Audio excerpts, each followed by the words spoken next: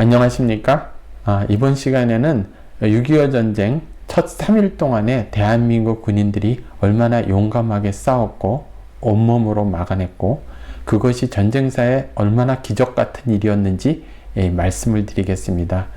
절대적인 화력의 열세, 병력의 열세 속에서도 맨몸으로 자기 희생을 바탕으로 막아낸 겁니다. 그러한 우리 대한민국 국군들의 희생이 있었기 때문에 우리는 반격의 발판을 마련할 수 있었고요. 유엔군 참전할 시간을 벌어줄 수 있었고요. 또 일본에 있는 미군 보병부대가 도착할 시간을 벌어주었던 것입니다. 비교해서 설명을 드리면요. 병력은 2대1 열세였고요. 탱크는 242대 0, 그리고 전투기는 226대 0이었습니다. 북한의 김일성의 계획은 하루 만에 서울을 점령하고 일주일 만에 대한민국 전역을 장악해서 적화를 시키는 것이 목표였습니다. 그런데 김일성이 계산하지 못한 것은 대한민국 국군의 예상하지 못한 저항과 희생이었습니다. 그분들이 온몸으로 막아서 3일 동안 서울을 지켰고 그러한 시간을 벌어주었기 때문에 6.25가 단시간 내에 적화로 끝나지 않았던 것입니다. 날짜별로 설명을 드리면요. 1950년 6월 25일 새벽에 김일성은 기습 남침을 합니다. 우리나라의 장마철은 6월 말부터 시작을 해서 한 달간 계속되죠. 김일성의 계산은 장마철에는 일본에 있는 미국 공군기가 도착을 하더라도 힘을 전혀 쓰지 못하기 때문에 이 기간 내에 전쟁을 끝내버리겠다, 이런 계산으로 장마철에 시작을 한 것입니다. 먼저 의정부를 통해서 서울을 들어가는 길목, 여기에는 대한민국 7사단이 지키고 있었습니다. 북한은 3개 사단 그리고 1개의 전차 여단을 통해서 포천 동두천을 거쳐 서울로 들어오는 이러한 작전을 수행하게 된 겁니다. 전선은 곧 무너졌고요. 7사단은 의정부의 방어선을 재차 구축을 했습니다. 북한의 탱크, 소련제 탱크 T-34는 공포 그 자체였고요. 거기에 비해서 미군이 주고 간, 그러니까 미군들은 소련제 탱크가 내려오더라도 바주카포 공격으로 막아낼 수 있다, 이렇게 호언장담을 했지만 실제 전투에서는 바주카포를 쏴서 탱크를 맞추면 탄환이 그냥 튀어나오는 그러한 것들이 곳곳에서 목격되었습니다. 할 수 없이 군인들은 목숨을 걸고요, 측면 공격을 하게 됐고, 또 수류탄으로 탱크의 뚜껑을 열어서 집어 던지고 스스로 산화하는 그러한 희생으로 막아내기 시작을 한 겁니다. 그러면 이제 백선엽 장군이 이끄는 1사단은 어떻게 선전을 했는지 설명을 드려보겠습니다. 개성에서 일단 밀려나서요, 임진강 다리를 폭파하려고 했는데 워낙 기습 남침이었기 때문에 그것은 시간상으로 성공하지 못했습니다. 대신 파주의 고량포와 파평산에서 여러 차례 백선엽 대령이 이끄는 1사단은 북한군을 막아냅니다. 막격포탄을 몸에 묶고요, 이렇게 그 생크의 무한궤도 있지 않습니까? 이렇게 쇠로 되어 있는, 우리가 이렇게 돌아가는 그런 거에 대한 공격을 하면서 스스로 몸을 던져서 막아내는 겁니다. 그러니까 일종의 자기를 희생을 시켜서 막아내는 방어였죠. 이러한 희생 덕분에 여러 차례 성공이 되고 때로는 임진강 유역을 국군이 탈환하기도 됩니다. 26일에는 실제로 임진강 유역을 다시 탈환하는 성과를 거두게 됩니다. 그러니까 백선엽 장군이 이끄는 1사단은 상당히 용감하게 막아냈죠. 그렇지만 앞서 말씀을 드린 7사단이 이렇게 후퇴하면서 1사단은 측면이 노출되기 때문에 퇴각 명령을 받습니다. 반면에 이제 춘천에 있는 김종호 대령이 이끄는 춘천의 6사단은 인민군 2사단을 상대하고 있었는데요. 인민군 2사단은 자주포로 무장하고 있었습니다. 이를 6사단 그 국군 포병들은 콕콕 집어서 파괴를 시켜버립니다. 김종호 대령이 이끄는 포병들은 정말 정확한 타격을 인해서 북한군을 괴멸시켜 버립니다.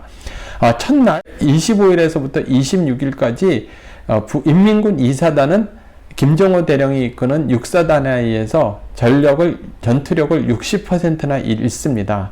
상당한 성과죠. 그리고 북한군은 더 이상 내려오지 못하게 됩니다. 또한 춘천, 홍천 등지에서는 북한군 12사단을 말고개에서 국군 6사단이 6탄 저지로 막아냅니다. 방식은요, 이런 것입니다. 길높이 이렇게 죽은 척 이렇게 누워 있다가요, 북한군 탱크가 나타나면은 대전차포를 근접을 해서 사격을 하고요, 또 수류탄을 투입을 하는 겁니다. 목숨을 거는 것이 아니라 목숨을 버리지 않으면 수행할 수 없는 작전이었습니다. 우리의 대한민국 국군들은요, 이렇게 용감하게 싸웠습니다. 자기의 목숨을 초기와 같이 버렸습니다. 한편 정부로 내려오는 그 부분에 있어서도 성과가 없는 것은 아니었습니다. 대한민국 사병들 그리고 하상관들이 쏜 바주카포에 북한군 탱커의 무한궤도가 풀려버립니다. 그래서 그냥 앞에 있는 탱크가 이렇게 파괴되는 바람에 뒤에 있는 탱크가 막히는, 그래서 북한군의 진로가 16시간 동안에 막혀버립니다. 그러니까 27일 오후 1시가 돼서야 북한군이 탱크가 다시 공격을 재개할 수밖에 없는 이렇게 저지에 성공하게 됩니다. 그동안에 국군들은 다시 서울 창동에서 방어선을 구축을 하고요, 창동에서 목숨을 걸고 버티고 그러면서 북한군을 막아냅니다. 온몸으로 막아내죠. 그렇지만 오후 6시에 북한군 탱크 부대의 공격으로 그것은 곧 방어선이 무너져 버립니다. 군인들은 다시 미아리 방어선을 구축을 하지만 그 미아리 방어선은 곧 새벽 6월 28일 새벽 1시에 붕괴되고 말았습니다. 이렇게 6월 25일부터 6월 28일까지 그 전쟁사에 유례가 없을 정도로 자기 희생에 의해서 북한군을 온몸으로 우리의 군인들, 우리의 조상들은 막아낸 겁니다. 미아리에서, 그러니까 경무대, 그러니까 지금의 청와대까지는 사실상 거의 근접거리거든요. 이것을 본 이제 장경근 국방차관은 한강다리 폭파를 명령하게 됩니다. 좀 아쉬운 부분이 있지만은요, 이미 임진강 교량 폭파의 초기 단계에서 실패했고, 또 미아리 방어선이 붕괴되자 이제는 서울 방어는 사실상 의미가 없다. 더 내려 후방에서 북한군을 병력을 모아서 막아내는 것이 중요하다. 이러한 결론을 내리게 된 겁니다. 좀 아쉬웠던 점은요, 이로 인해서 서울에 주둔하고 있는 5만 명의 군인과 경찰 병력이 서울에 고립되게 됩니다. 그리고 많은 피난민들이 고립이 되게 되는 겁니다.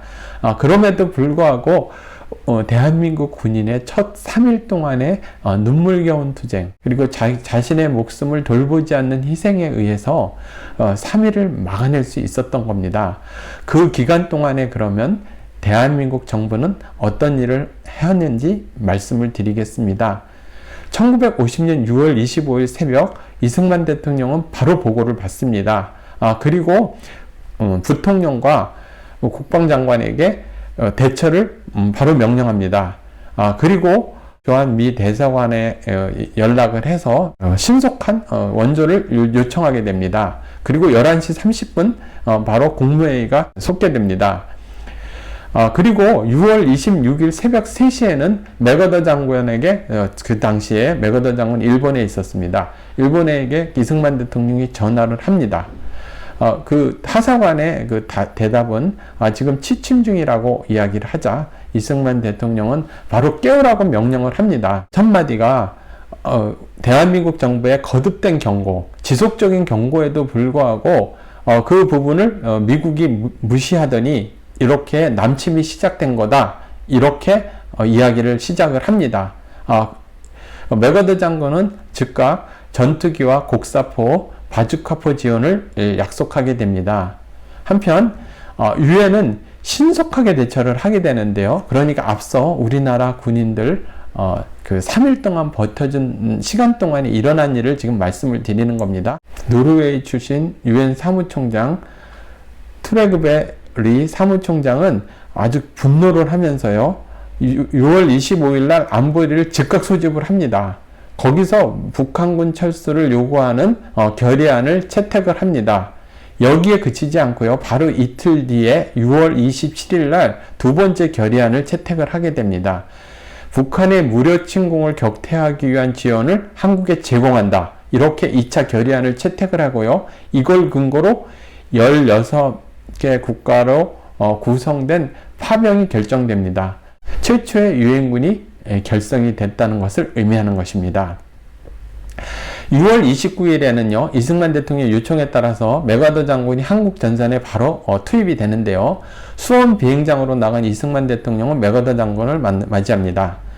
그리고 바로 한국 방어선으로 이동을 시켜서요, 한강 방어선으로 급히 이동하게 되는데요. 거기서 한 병사를 만납니다. 한 병사가 참호를 파고 있었습니다. 그 맥아더 장군은 묻습니다. 자네는 언제까지 그 호 안에 있을 예정인가? 이렇게 물었습니다. 한 병사는 저는 직속상관으로부터 철수 명령이 내려질 때까지 여기서 지키고 있을 겁니다. 이렇게 대답을 합니다. 명령이 없을 때는 어떻게 할 것인가? 다시 맥아더 장군이 되묻습니다. 죽는 순간까지 저는 여기를 지키겠습니다. 이 병사는 갓 20살 지원병이었습니다. 그의 이름은 신동수였습니다. 당시 대한민국의 군인이 이렇게 용감했습니다. 앞서 제가 3일 동안의 말씀을 드렸죠. 전방에서 자신의 목숨을 전부 버려가면서 탱크에 온몸으로 포탄을 들고 뛰어들고 또 수류탄을 던지고 그리고 죽은 척 하다가 자폭으로 막아내고 이러한 형태로 대한민국을 3일 동안 지킨 겁니다. 대한민국의 용감한 군인들이 벌어주었던 시간 동안에요. 맥아더 장군은 미국의 트루만 대통령에게 바로 보고를 합니다. 지금에 있는 병력과 지금에 있는 화력으로 북한군을 막아내는 것은 불가능하다. 이렇게 합니다. 맥아더 장군은 트루만 대통령에게 일본에 있는 2개의 보병사단을 급파해야 된다. 이렇게 보고를 하고요. 그것은 바로 승인이 돼서 대한민국에 배치되게 되는 겁니다. 결론적으로 말씀을 드리면은요, 첫 3일 동안에 대한민국 국군들의 용감한 자기희생 그리고 죽음을 통해서 유엔군이 준비할 수 있었고요. 맥아더 장군은 전황을 파악해서 트루만 대통령에게 보고할 수 있었던 겁니다. 대한민국 국군들은 전열을 정비해서 이후 전선을 구축할 수 있었던 거고요. 그 동안에 미국의 보병 사단들은 들어올 수 있었던 겁니다. 김일성의 그 계획대로 하루 만에 서울이 함락되고요. 일주일 만에 대한민국 전역이 함락당할 수도 있었던 것입니다. 그렇다면 자유 대한민국은 존재하지 않았겠죠. 국민 여러분, 절대로 이분들을 잊어서는 안 됩니다. 이분들을 잊는다는 것은 대한민국을 잊는다는 것입니다. 자, 오늘 여기까지 하고요. 다음 시간에는 전체적인 전황에 대해서 설명을 드리도록 하겠습니다. 감사합니다.